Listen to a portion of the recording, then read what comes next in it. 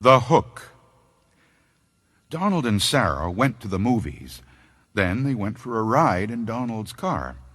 They parked up on a hill at the edge of town. From there, they could see the lights up and down the valley. Donald turned on the radio and found some music. But an announcer broke in with a news bulletin. A murderer has escaped from the state prison. He is armed with a knife and is headed south on foot. His left hand is missing. In its place, he wears a hook. "Well, let's roll up the windows and lock the doors," said Sarah. "That's a good idea," said Donald. "That prison isn't too far away," said Sarah. "Maybe we really should go home." "But it's only 10 o'clock, said Donald. "I don't care what time it is," she said. "I want to go home." "Look, Sarah," said Donald, "he's not going to climb all the way up here. Why would he do that? Even if he did, all the doors are locked. How could he get in?" "Donald, he could take that hook and break through a window and open a door," she said. "I'm scared and I want to go home." Donald was annoyed. "Girls always are afraid of something," he said. As he started the car, Sarah thought she heard someone or something scratching at her door.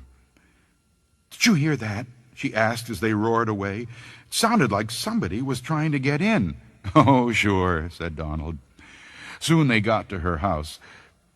"Would you like to come in and have some cocoa?" she asked. "No," he said. "I've got to go home." He went around to the other side of the car to let her out. Hanging on the door handle was a hook.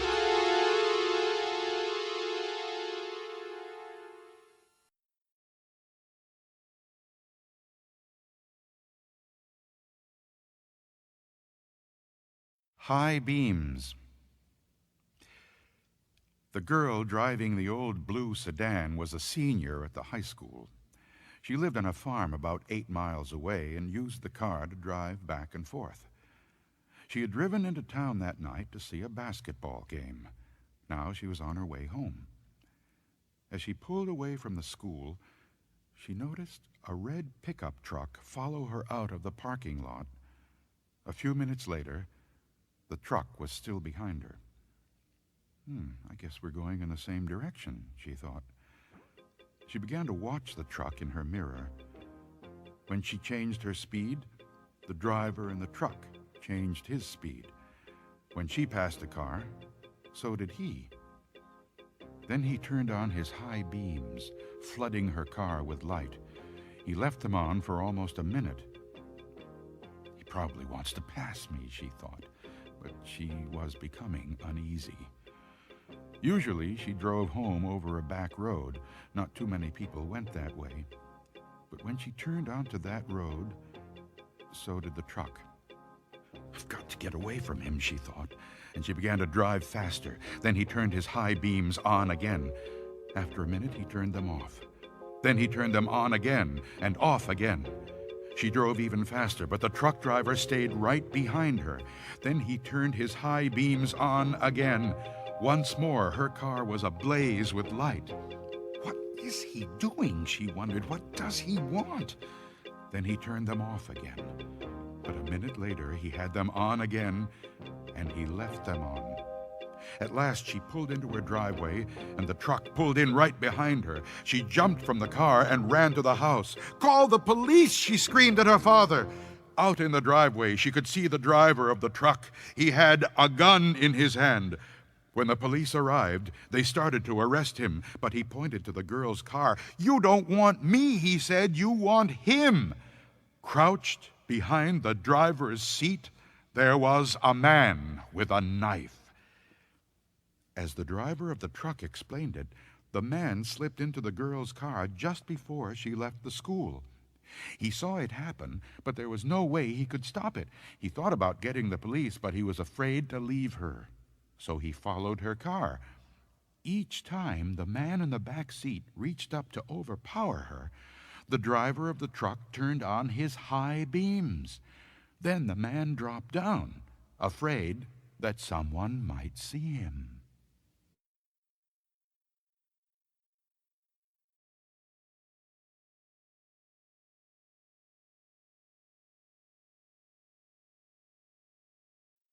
The Dead Hand. The village, huddled on the edge of a vast swamp. As far as one could see, there were soggy meadows, holes filled with black water, and glistening sheets of wet, spongy peat. Skeletons of giant trees, snags, the people called them, rose up out of the muck, their dead branches reaching out like long, twisted arms. During the day, the men in the village cut the peat and hauled it home to dry and sell for fuel. But when the sun went down and the wind, sighing and moaning, came in from the sea, the men were quick to leave. Strange creatures took over the swamp at night, and some even came into the village. That's what everyone said. People were so afraid they would not go out alone after dark. Young Tom Pattison was the only person in the village who did not believe in these creatures. On his way home from work, he'd whisper to his friends, "There's one!" And they would jump and run, and Tom would laugh and laugh. Finally, some of his friends turned on him. "If you know so much," they said, "go back into the swamp some night and see what comes of it." "I'll do it," said Tom. "I work out there every day. Not once have I ever seen anything to frighten me. Why should it be different at night? Tomorrow night, I'll take my lantern and walk out to the willow snag. If I get scared and run, I'll never make fun of you again."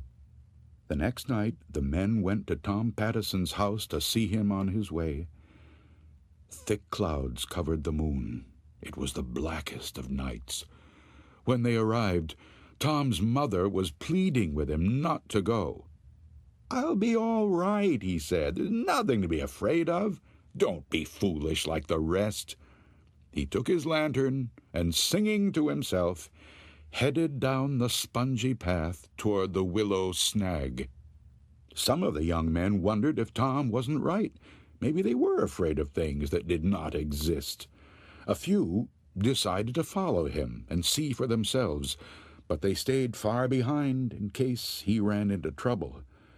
They were sure they saw dark shapes moving about. But Tom's lantern kept bobbing up and down, and Tom's songs kept floating back to them, and nothing happened. Finally, they caught sight of the willow snag. There was Tom standing in a circle of light, looking this way and that. All of a sudden, the wind blew out his lantern, and Tom stopped singing. The men stood stock still in the blackness, waiting for something awful to happen. The clouds shifted, and the moon came out. There was Tom again, only now he had his back pushed up against the willow snag, and he had his arms out in front of him, as if he were fighting something off. From where the men stood, it looked like dark shapes were swirling in around him. Then the clouds covered the moon again. Once more it was black as pitch. When the moon came out again, Tom was hanging on to the willow snag with one arm. His other arm was stretched out in front of him, as if something was pulling it.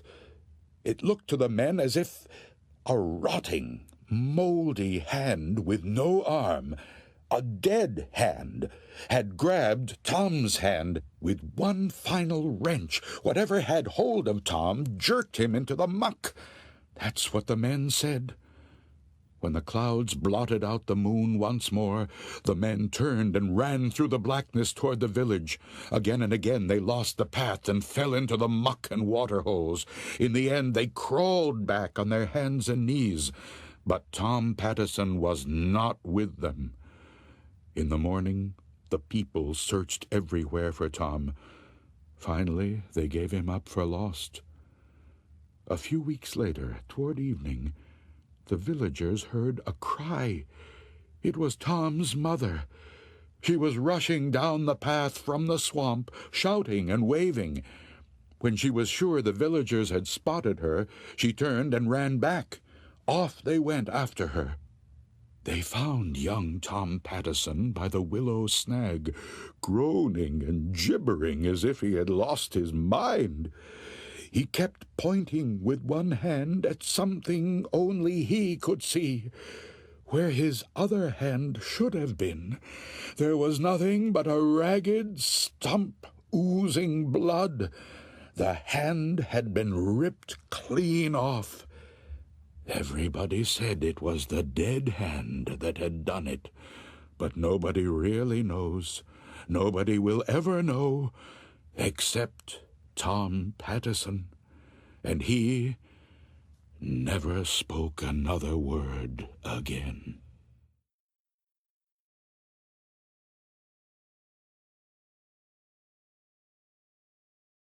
The Black Dog. It was 11 o'clock at night. Peter Rothberg was in bed on the second floor of the old house where he lived alone. It had gotten so chilly, he went downstairs to turn up the heat. On his way back to bed, a black dog ran down the stairs.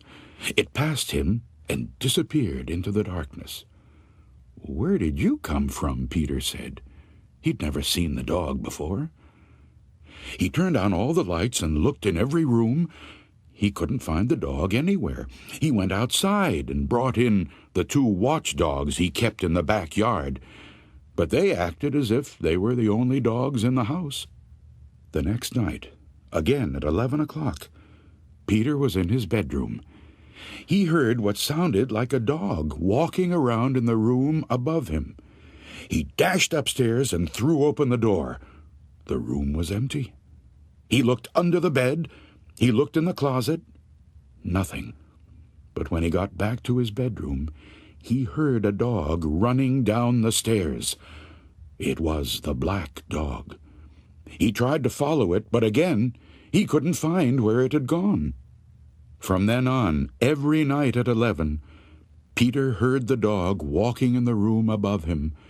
The room was always empty. But after he left, the dog would come out of hiding, run down the stairs, and disappear. One night, Peter's neighbor waited with him for the dog. At the usual time, they heard it above them. Then they heard it on the stairs. When they went out into the hall, it was standing at the foot of the stairs, looking up at them. The neighbor whistled, and the dog wagged its tail. Then it was gone.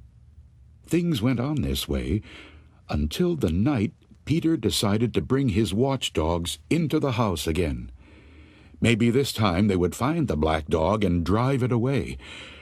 Just before 11, he took them up to his bedroom and left the door open. Then he heard the black dog moving around above him. The dogs pricked up their ears and ran to the door. Suddenly they bared their teeth and snarled and backed away. Peter could not see the black dog or hear it, but he was sure that it had entered his room. His dogs barked and snapped. They darted forward nervously, then backed away again. Suddenly one of them yelped. It began bleeding, then dropped to the floor, its neck torn open. A minute later, it was dead. Peter's other dog backed into a corner, whimpering. Then everything was still. The next night, Peter's neighbor came back with a pistol. Again they waited in his bedroom. At 11 o'clock, the black dog came down the stairs. As before, it looked up at them and wagged its tail.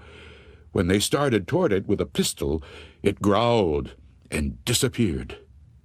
That was the last Peter saw of the black dog. But it didn't mean that the dog was gone. Now and then, always at 11, he heard it moving around above him. Once he heard it running down the stairs. He never managed to see it again, but he knew that it was there.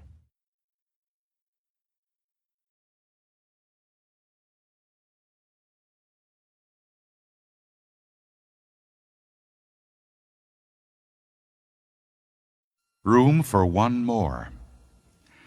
A man named Joseph Blackwell came to Philadelphia on a business trip.